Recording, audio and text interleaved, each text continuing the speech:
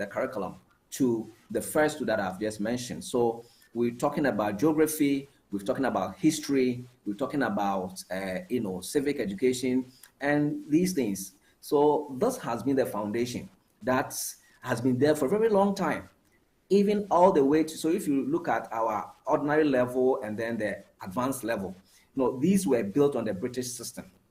We had this, the ordinary level education, I'm sure you are aware of what I'm talking about, and then the advanced level from the 60s, early 50s to, all the way to 60s. Even before that, we come back, we look at the standard 1, standard 2, standard 3, or to standard 7. So this was the British system that had been there for a very long time, and then it was upgraded. And when we had the O levels, ordinary levels, and then advanced level, and for the last, I think, 50 years or so, until maybe I'm moving a bit faster, but until the late Rawlings came and then started a GHS system and all of that, we had modeled our education purely on the British system. And so gradually, again, it shifted. Excellent. Excellent. And I think that we are gradually getting there. And I think I like the way, you are going over from where we started, i.e. the language, numeracy, trying to build upon some kind of skill sets. And then when Ghana comes into force, Ghana virtually follows the same thing, like you rightly indicated, until the very first intervention of the late Flight Lieutenant Jerry John Rawlings, who became eventually the first president of the Fourth Republic of Ghana. Now, let's look at the time periods when these Dutch must have come in, the Danes that come, and then eventually we got the British. We probably can trace it, let's say, from the 18th up until the 19th century. Today, we're sitting in the 21st century. Would you say that even if we followed it chronologically from where these colonial masters took us through up to where today, have we really caught up with the changing times and the requirements of the times, just so that we can also be in sync with the educational ladder or system? Right. So thank you very much. Unfortunately, we have been left off a little bit, compared to the Europeans. You realize that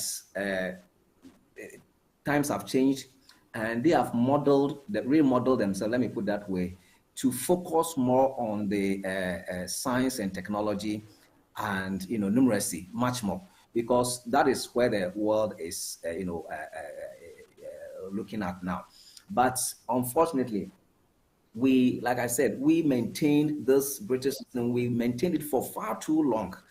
And whilst they were modifying theirs, we were just replicating what they had given us at first.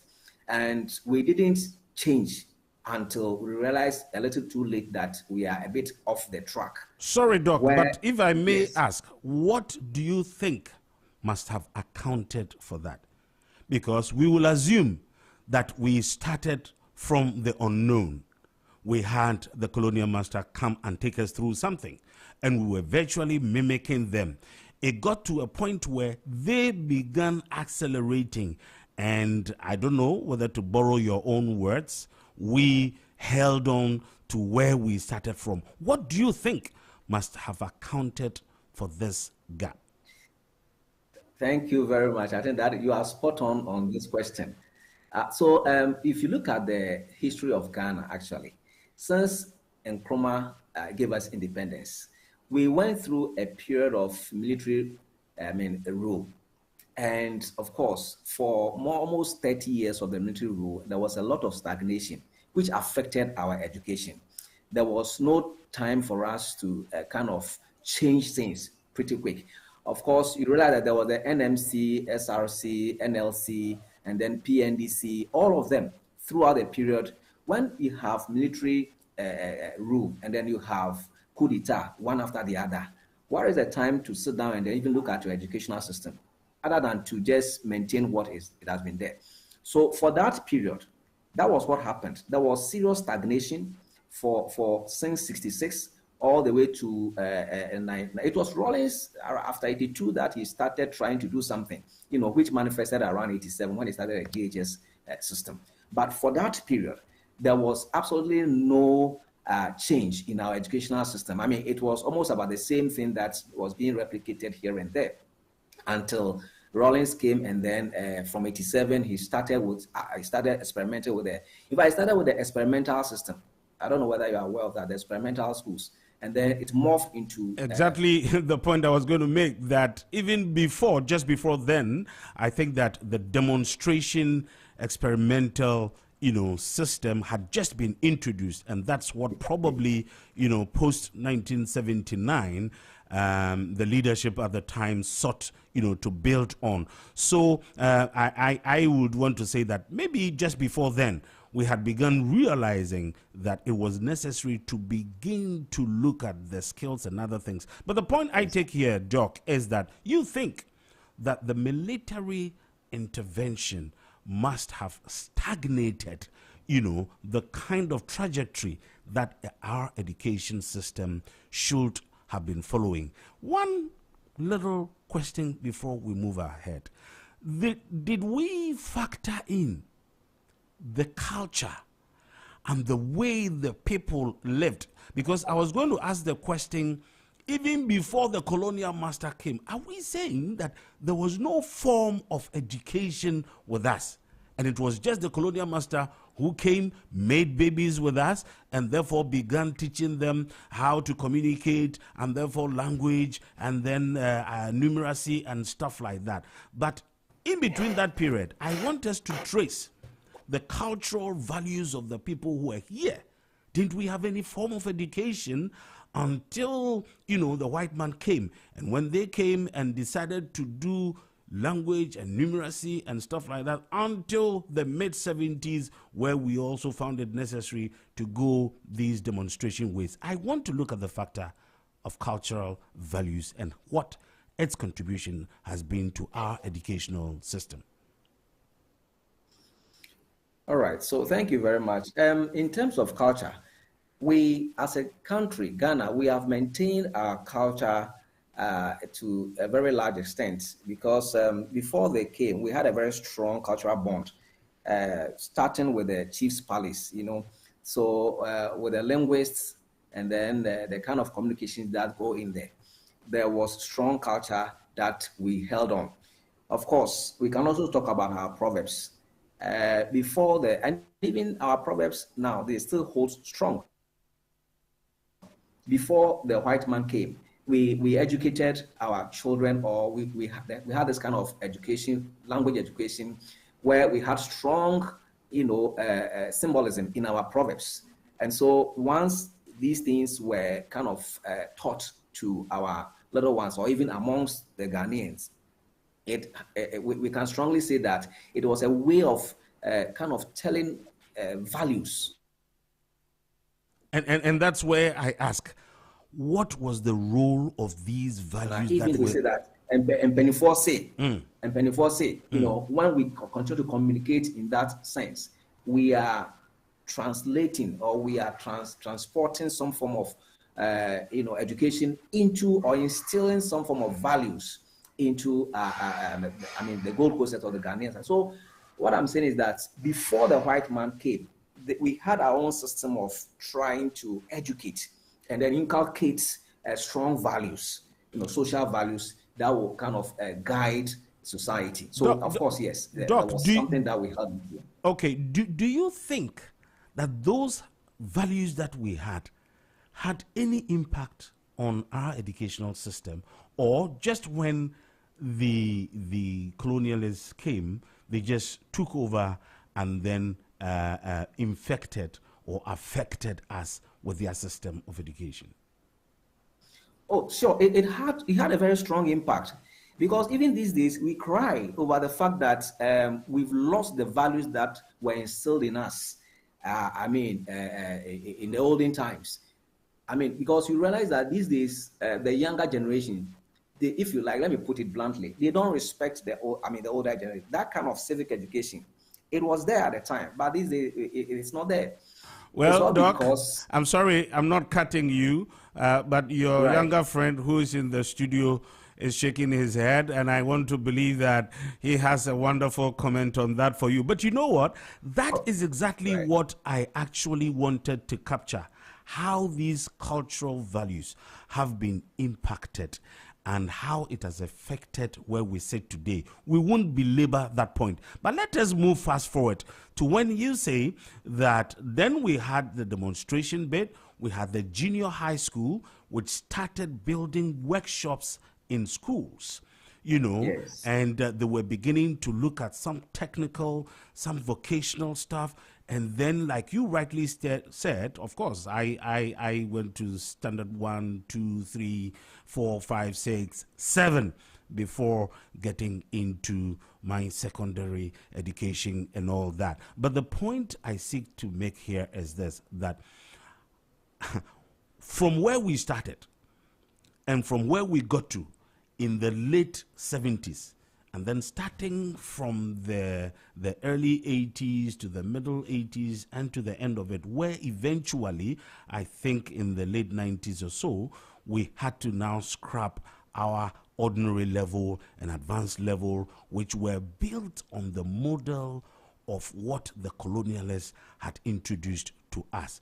Would you Yes. say that was the beginning of the confusion of our education? Well, right. So that is interesting. You use the word of confusion. Of course, yes. At the time that we switched away from the British model, the O level and the A levels, for me, I think we were not well prepared for what was coming. Of course, Rawlins at the time was a military leader, and I want to believe that, I mean, due diligence didn't go enough into the preparation. That is why the GHS system, it started with workshops. Of course, they'll create workshop, life skills, this and that, and all of that. But we got to a point, we realized that even there were no workshop. I mean, if there was a workshop, or let's say there was a place, if you like, a place that was housing the students' skills and all of that, there were no machines, or there were very little machines that were available. So it tells you that the preparation that got into it wasn't enough. And that might have also resulted in the kind of, to borrow your word, confusion that started. But of course, we held on somewhat gradually until today. But as we speak, again, as I said, the last government was trying to introduce, or in fact, they introduced the STEM education, which is an upgrade of what started in the mid 90s and then the early 2000s. Interesting. I was going to ask whether we had enough time to try to provide all these resource bases that probably you would refer to as being a requirement at the time to fully prepare us for that. Was time any factor that must have hit us at the time?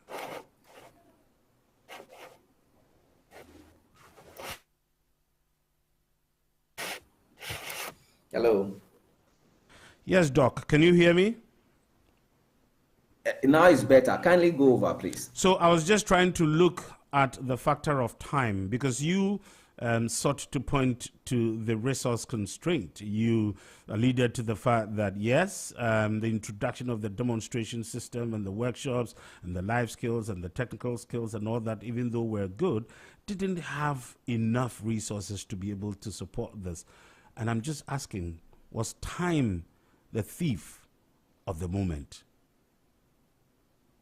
Yes, to a large extent, like I said, we didn't have enough time to prepare. You know, when you want to introduce something that is of powerful value like this, you need to, first of all, even do what we call pilot analysis. And once what you have piloted works well or otherwise, then it gives you the the input to re-strategize in order to do it wholesale or make sure that it is well done. So I also want to believe that we didn't have enough time to pilot it and to make sure that we imbibe into the whole system the pros and cons and then how it will work better. And so it appears that it was rushed a little bit. If you remember, From 87, there was this, it was truncated. So the GHS system started, coming through in 1987. At the time that the O-level and then the A-level system was also going on. So they operated concurrently, if you remember. So from 87, the GHS started, and then by 94, 95, the O and then A levels phased out, and then the GSS then took over. So there wasn't that smooth transition. There wasn't that smooth transition. I think it must have taken some time of thought, to go into it so that it could see how the whole thing will pan out. But the transition wasn't that very smooth. All the same, 101.9 FM. We had to move on all the same. Eventually, it's exactly 10 o'clock. It's just 1 minute gone past the hour of 10, and this is Focus, your flagship national developmental platform on Z101.9 FM, your lifestyle, leisure, and business platform. And so far, we've been engaging Dr. Paul Hezua, who is a lecturer of the University of Media and Communication Studies, formerly referred to as the Ghana Institute of Journalism, and he has been doing some chronological account historically of what our educational system has been based. But of course, like I did indicate, we'll still come back to you, Doc, but your younger friend, Emmanuel Boateng, who is our in-house economic analysis right here, and just want to share a little bit of his perspective. Emmanuel, I want to believe that you're pretty well this morning. How are you? Yeah, I'm doing very well. Wonderful. I saw you shake your head when Doc mentioned the issue of some cultural values which seems to have impacted, the younger generation of today. I'm not too sure what was on your mind. Well, I actually saw it coming, and that was why I giggled a bit, because I expected him to say something like that. Was it because you agreed with him? That is what I would have also said. That's what you would have said. Yeah. So in actual fact, you were affirming the point that Doc was making. Just that I wished Uh-huh. he would have added that I don't think the young people are to be blamed entirely. I think there has been a shift. When you look at our education system now, it's a bit more westernized than traditional as we knew it to be. In the past, when I was growing up, if you see an elderly person carrying something passing by, you were supposed to go help them. You mean when you were growing up? Yes. How many years back were this? Like 15 years back or 10 years back. Oh, you mean post Yes. Y2K? Yes. As recent as 2010? When President Kufuor was even in power. Interesting. But I think currently you don't see that. Not because we have intentionally westernized our education system, but also because of the proliferation of a number of things like social media, our exposure to the West. Now it is not just in the textbooks. The young people see it on social media. They see that kind of lifestyle. And sometimes they even question the traditional ones that you have. And sometimes they say that, no, I don't think this is right. Let's go this way. So I think that it is how the world has become. I mean, like they say, it's a global village. And so we can see for ourselves things at different places. And so I agree that today you don't find younger people respecting elderly ones. And of course, I think that to a very large extent too, the Bible affirms that in the last days, that is one of the signs we are going to see. So for me, it culminates into a very interesting thing. But I would have wished some of the values from the past would be restored. A culmination of what the cultural values of yesteryears, affirming what the good book says. The Bible even refers to that, and that is what Emmanuel Boateng says in support of the fact that there has been some cultural value shake-up in the system, and whether we have been able to hold ourselves or we have not been able to do that, we probably have the opportunity now to see where we stand and to begin to fashion out where we seek to go. Emmanuel, so just very quickly before we go back to Doc, do you think that with this kind of confusion that we have, you are just referring to about 15 years ago, so plus let's say 10 or another 15, about 30 years so to speak. I'm not too sure whether you want to announce that on air. We will be very happy to hear that. But if you don't want to, we will not hold you to it. But the point I'm seeking to make here is this, that do you think that we need to begin to distinguish between what it is that belongs to us and see how it can be merged with what is around us, and you refer to it as the impact of the global world today that we all live in? What do you think that we should be doing? And then after that, we'll be going back to Doc. I think for me, the way I diagnose the problem is actually from home. A number of things have happened. It's like we left the growth, and in some sense, you can say the civilization of the children in the hands of the schools. And there was that shift from there. And today you see homes broken. When I say homes broken, I don't mean people have divorced. What I mean is that it's possible you get to a home, what you used to see in the past, family gather together, eat together, share moments, share times, weekends, among others. You don't see that again today. You see more or less everybody for himself. They only contact their father when they need something. Beyond that, there is really no strong relationship. Of course, it's not in every home, but on the average, you don't find that. Each one is being for himself, and then we're looking up to God to be for us all. And in going forward, in just 1 second, you're saying that, what are you saying? Just 1 second. The point is that, and so the young people do not really have a standard to learn from. That is gone. And when you tend to the educational institutions that should be building character and promoting some sort of this, I mean, you don't even see it today in the curriculum. Today, I don't think a parent can go to a school and go tell the teacher that my son disrespected me and the teacher will punish them. But should that necessarily happen? Not necessarily. Okay. But I'm just talking about what used to be the case and what the reality is today. Things have changed.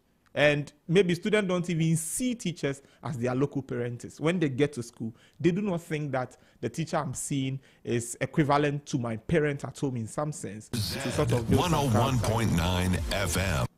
Well, it's about 8 minutes gone past the hour of 10 o'clock, and we're looking at building a progressive nation, what to do and what not to do. And so far, I have been speaking with Dr. Paul Hezwa, who is a lecturer at the University of Media and Communication Studies, and who has given us a pretty good historical account and brought us to where we are today. Emmanuel Boateng thinks that some of these cultural values have indeed shaken the very foundation, the very core of the family system, and which is also impacting our educational system. Doc, I am coming back to you, at this stage. Now, you have said that, Doc, I hope you're still there. Yes, I am. I'm following. And how did you find your younger friend in the studio? Was he on course? Was he off course? Is he coming in tandem with you? At least the interesting thing is that right from the beginning, he seemed to agree with you. Fantastic. I mean, he was right on point, especially when he mentioned standards, that the young people of today don't seem to have any standard to guide them because it is kind of washed away. And I agree very much with him. That's very good.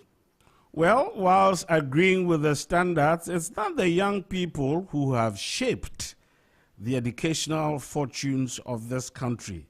It has been the Dr. Hezwas, the professors, who have always come up with the framework of what our educational system should be. Doc, what do you make of where we are today? Right. So what I want to say is that whether we like it or not, we are in a different era. We are now in social media era. And even there is an animal, let me put it that, an animal called AI, which is even more dangerous. And it is shaping things. I'm actually told, Doc, not to cut you, I'm actually told that even AI is becoming history at this particular moment. Yes, things are moving so fast, so fast. I mean, the next few couple of years or so, something else will come and replace AI. So we need to move with the pace of development. And we need to also hold on to the good things that technology and science bring upon us, whilst maintaining our standard. I want to emphasize this. We call it eclecticism or eclectic learning, where you hold on to your tradition whilst also embracing new things, the good ones, good aspect of it. Once you blend them, then you are good to go. China is doing that. Japan, in fact, the Asian tigers, they are doing that. They haven't thrown away their tradition. They still maintain it while they are also embracing technology. In fact, China is now leading the way, trying to even overtake US. But if you go to China, if you go to Japan, they still hold on to their tradition. And this is what I want to also emphasize, that look, Ghanaians, I mean, in local parlance, we call something suatra. It's like when we see something new, we throw away our tradition and then we embrace it and even do it better or worse than those who taught us. And that is pretty dangerous. And so what I want to say categorically here is that, look, in spite of social media, in spite of AI, in spite of what is to come, let us hold on to our identity as Ghanaians and as Africans. What defines us, our cultural values and all of those things. Recently, we are told that UNESCO have identified Kente as originating from Ghana. And these are some of the things that we see and then we hear and we become proud of. There are other things. There is something we call the Ghanaian hospitality. All over the world, when you go somewhere and you're a Ghanaian, apart from football, there are other things that identify us, that we are very hospitable people and all that. We have to hold on to these things. That is what identifies us as Ghanaians, whilst we are trying to embrace technology and science. But we shouldn't make it a point where we throw away the strong values that we have, and then we rather embrace technology, because we cannot be at par with the Westerners. In fact, they are developing these things, they are giving it to us. So we cannot pretend to be learning faster than they do. We have to hold on to our tradition as well. So if I may ask, Doc, are you suggesting that we have thrown away our values? Oh, to a large extent. I'm happy my younger colleague, he is much younger, but at least from his narrative, where he came from or where he comes from, these values held strong.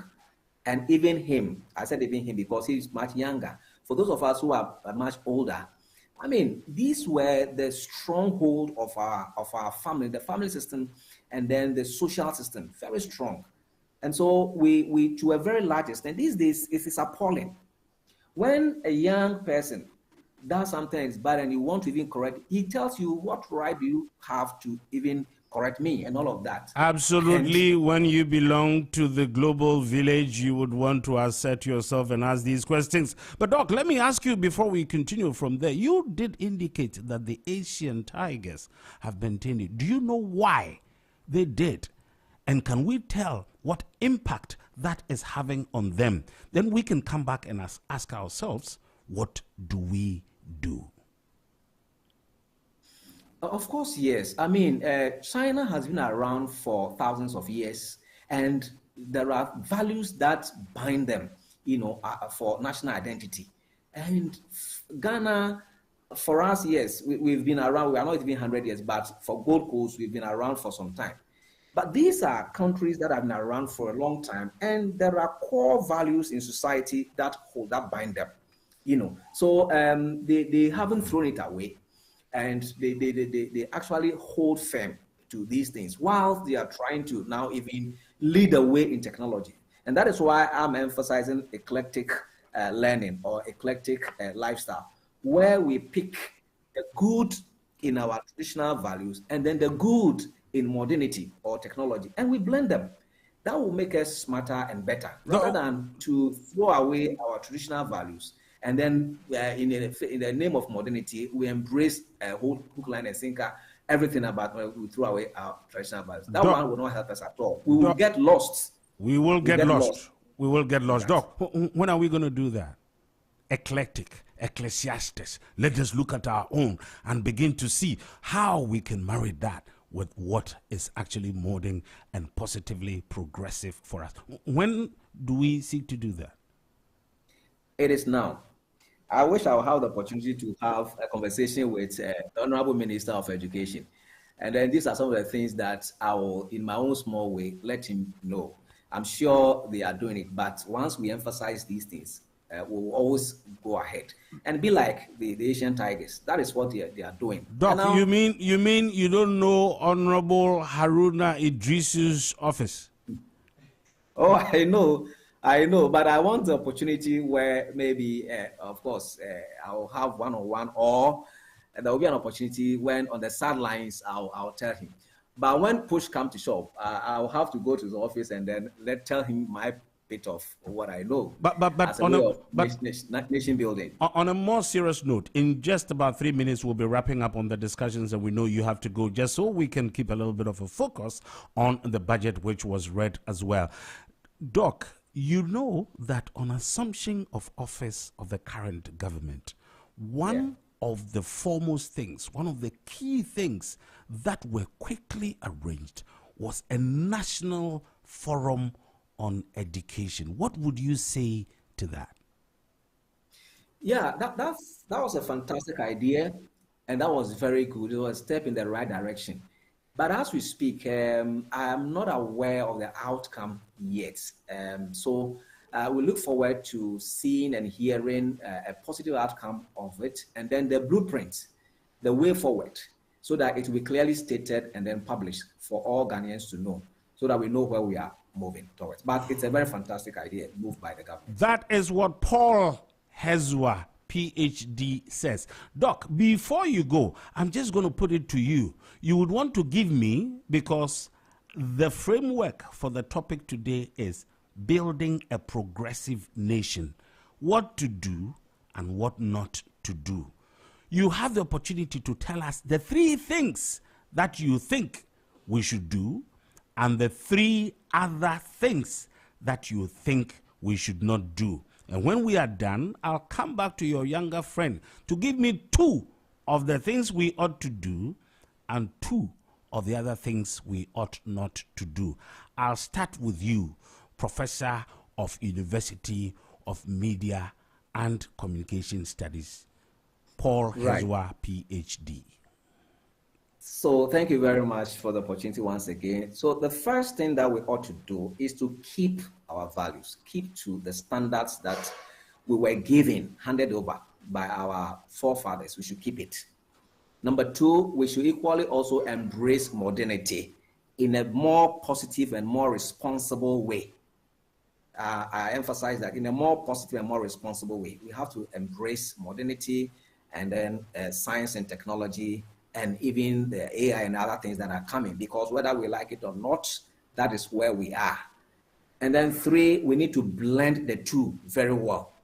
So whilst we keep on to our traditional standards and values, we should also embrace modernity and then keep the positive aspect of it. And then 3, we blend them very well, and that will give us a sharper focus and the way forward. Now, what not to do?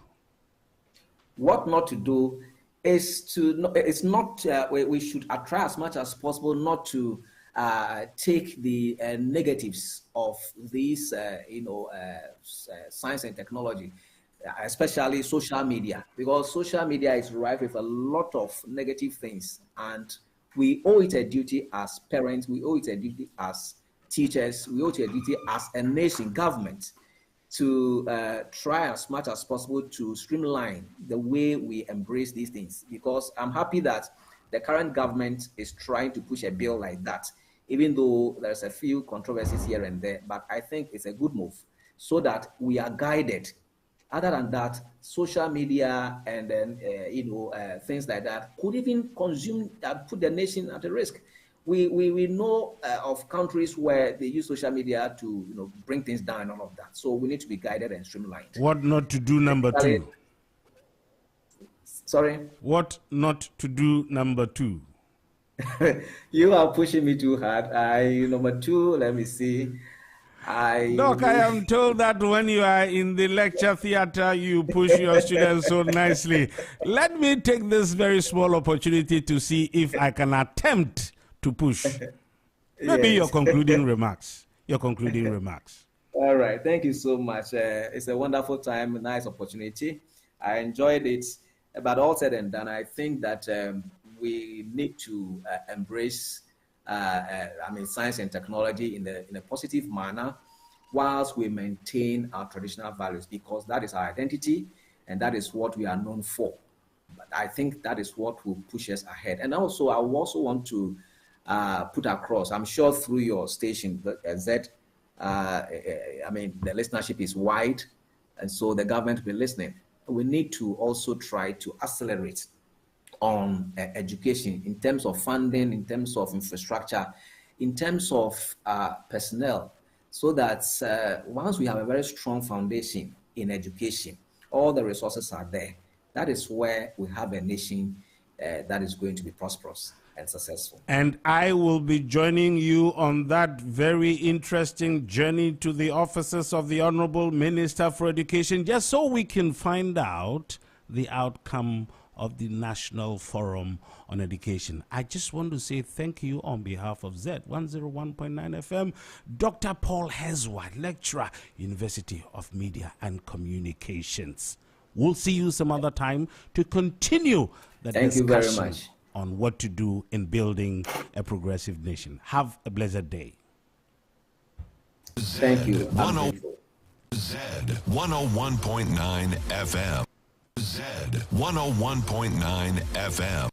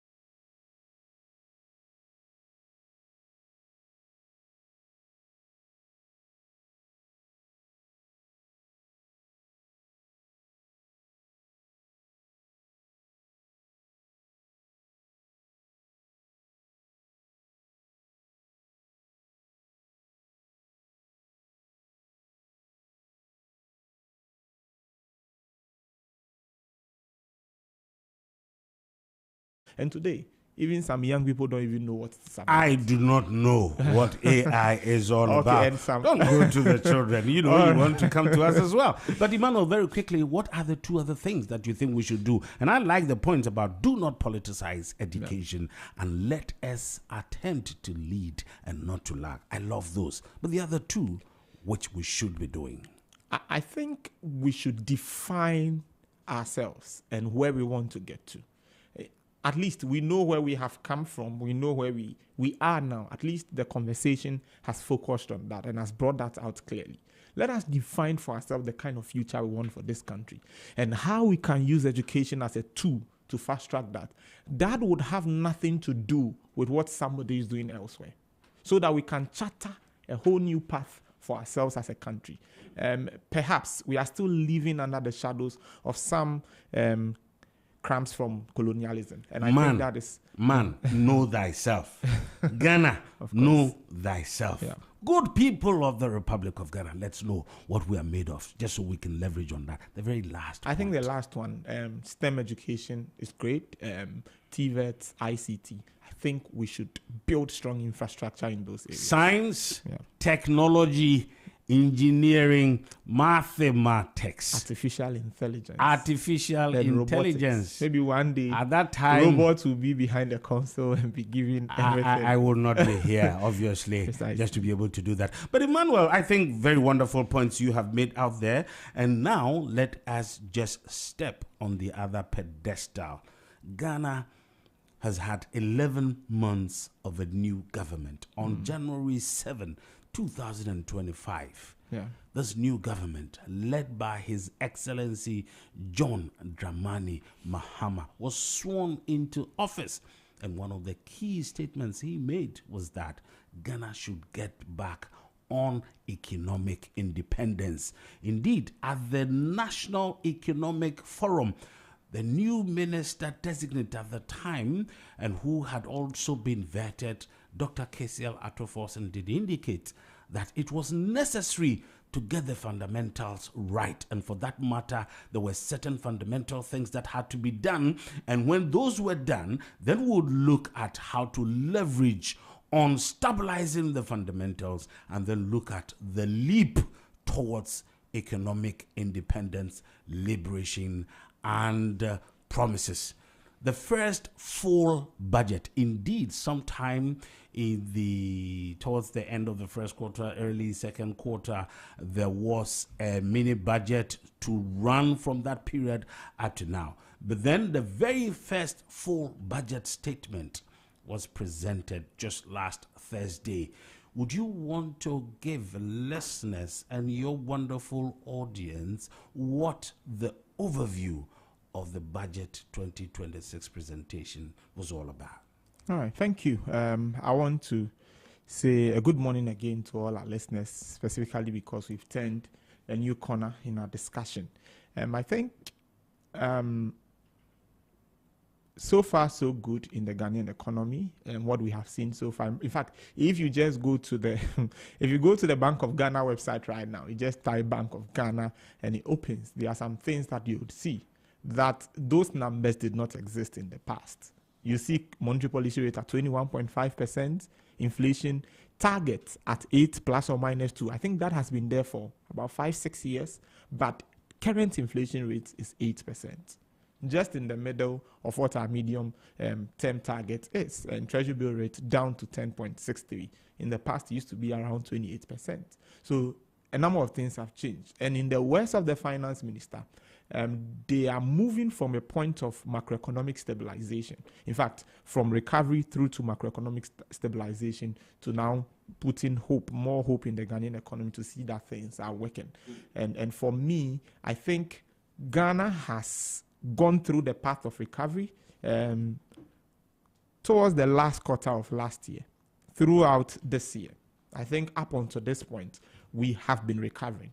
What are we recovering from? We are recovering from the excesses of what COVID caused to our economy, from the excesses of perhaps in some sense the weaknesses, the fragilities, and the vulnerabilities we saw with our economy. We really saw the cracks in there. And I can say for a fact that given the numbers, given what is happening, I am very convinced that to some extent, I don't want to say we have fully recovered, because maybe in Ghana, when you say you have fully recovered, you fall sick again. So I think so far so good. And from, I think I just want to say this. This is their priority is to continue with the consolidation of that stability.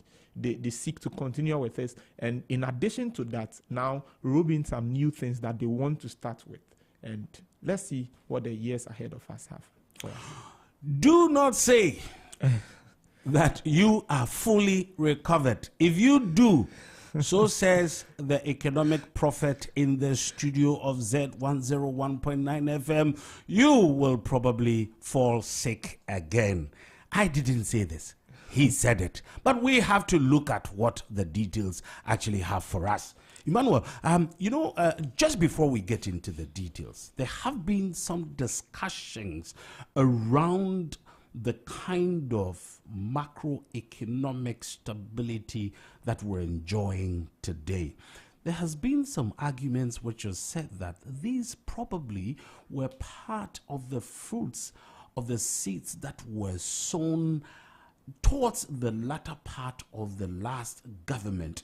Others have also insisted that from the words of the current finance minister, in sometime in March or so, he did indicate that, look, we were moved towards the wrong trajectory, and the new government that had come in to reset and to look at how the clock will now be tilted towards a certain forward move. What is your expert, independent comment on what that situation has been as to where we find ourselves today? Thank you. I think I'll start off this way. It will be very unfair to attribute everything we are seeing today only to the current government. That would be very unfair. Of course, you can weight it and say that a significant proportion of it is coming from the current government. That significant? It could be 70%. Okay.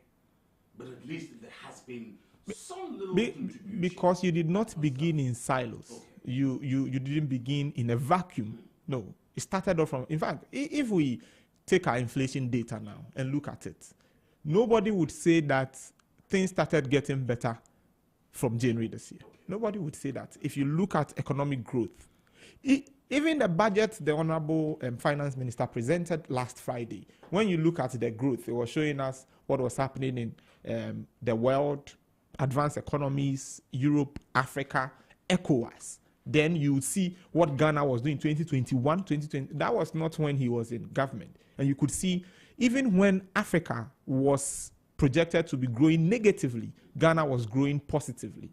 So I don't see how anybody can say that everything we are seeing today is solely coming from what the current government has done. But I do believe, and I'm fully convinced, that the current government has put in a lot of effort to be able to consolidate that gain, carry on with it. But I mean, they deserve more of the applause. But to say that none came from the previous, I don't think that is fair. Excellent. So I guess that provides a certain fair basis, for some kind of detailed and thorough analysis of where we stand today. Now, you gave certain macro indicators. You made reference to the monetary policy, rates. You talked about the inflation rate, which today is very, very comfortably and conveniently, breathing the single number status. GDP, growth seems to have shown some very, very interesting, increases and all that. Now, let's look at those. What do you think are some of the factors that must have been overriding and underriding these indicators which are pointing to the positive direction? Thank you very much. That's an important question. This will flow directly from the discussion we had on education. Interestingly, when you still diagnose Ghana's economy today, it still looks like what Gordon Gaggisberg left for us. We are still heavily reliant on an economy that is better off producing things and sending it to the rest of the world than producing it, adding value to it, and making more money out of it. It's still sad that Ghana and Cote d'Ivoire together produce more than 50% of cocoa beans in the world, but earn less than 5% from the value chain. It is still sad. And that is one of the reasons why we struggle. We struggle whenever the global headwinds are not favorable for us. Okay. So when you look at what has even happened with the cedi in terms of its strength, for instance, how are we stabilizing? We've heard from the Bank of Ghana governor, we've heard from the Minister of Finance. And we actually are a net importer of oil. Yeah. I think it's necessary to indicate of oil. Yeah. I think it's necessary to indicate that. But I'm excited when you talk about or you make reference to the Gaggisberg kind of economy, and two very critical commodities you've mentioned out there. You've talked about cocoa, you've talked about gold, and now you even add in that of oil, except that, as we've rightly indicated, we're a net importer of oil and all that. Why do you think that how many years on, we still haven't wrapped our minds around the fact that we are, at a big, huge, humongous disadvantage when we continue to only be, the producers of raw products rather than, getting them into the secondary and probably the tertiary states where the real deal actually is?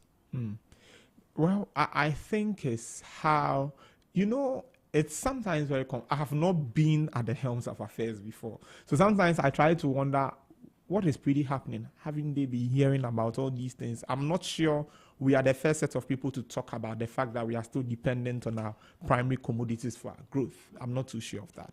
I'm sure this has been said over and over again, and I'm sure they are aware of it. I try to challenge myself to understand why we are not able to move away from that. And you can understand it when sometimes you look at our GDP numbers and you look at the sectoral contribution. We have somewhat weak industrial base. And in some sense, currently looks like even agriculture is not as robust as it should be, as we have known it from time past. I mean, in the past, if not for anything at all, I think our agriculture was very good. Today, when you look at the Ghanaian economy, it is services. And when you open that, it is not even good service that the income is distributed equitably across the population. No, it is even in the hands of a few people. When you look at our economy, it is oil and gas, it is gold. So it's still the same. But I feel perhaps it is easier to do that.